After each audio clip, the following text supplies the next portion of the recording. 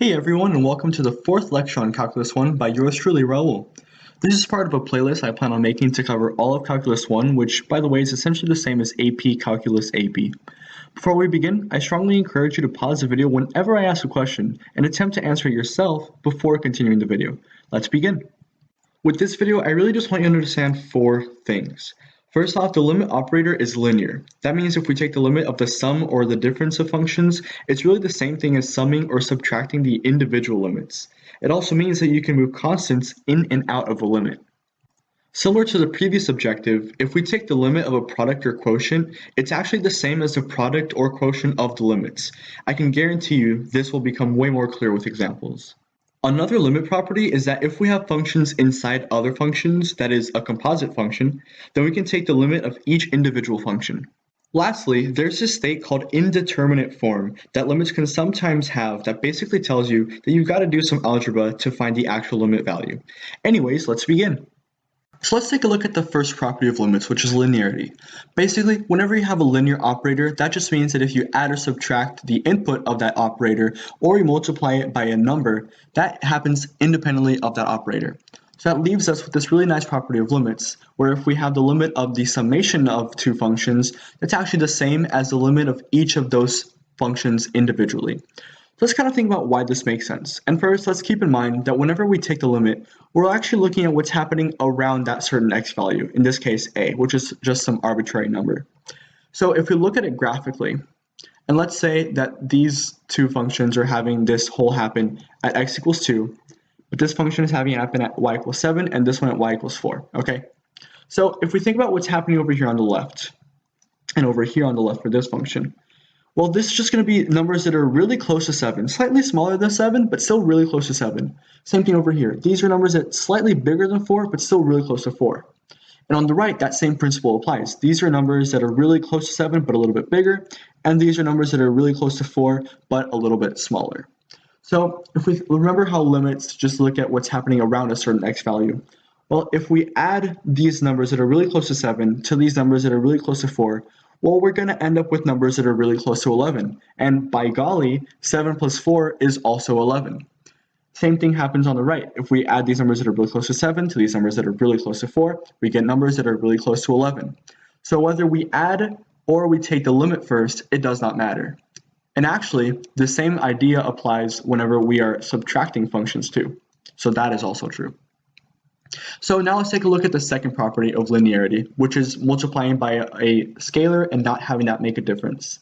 Well, whenever we multiply by a scalar, we're basically stretching or compressing the function, right? So the same principle from before applies. Let's say we make these numbers that are really close to 7 get multiplied by 2, so they end up really close to 14. Well, whenever we take the limit, we're just going to look at numbers that are getting really, really close to 14. So whether we multiply by the scalar first or we take the limit first, it really just doesn't make a difference. So that ends up being intuitively true. So another property that's really similar to the one we took a look at before is that if you multiply or divide limits, well, you actually end up with the limit of each of those individual products or quotients. So this is what it looks like, and let's take a look at how this makes sense graphically. So again, if we have functions that let's say are x equals 3 each, where they have this whole, this one happens at 6, this one happens at 4.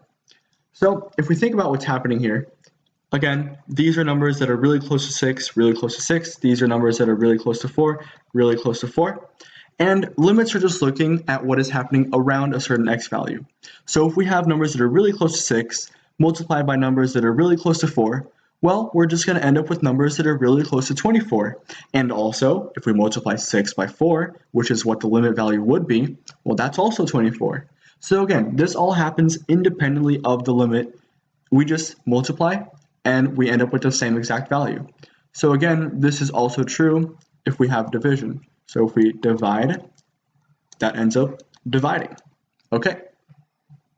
So actually, the same principle from before also applies to limits with composite functions, or functions with functions inside themselves.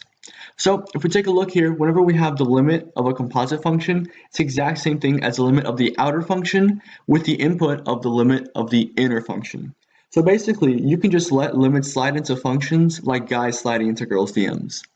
So if we take a look at the graph down here to kind of get a sense of things, Let's say we want to take the limit as x approaches 2. So g right here will go to 2, and I'll say it's at y equals 5, and this is at x equals 5, and I'll say it's at y equals 7. Okay, so whenever we take that inner limit, we basically get a number that's really close to 5, right? One-sided limits from the left and from the right, these are just going to be numbers that are really close to 5.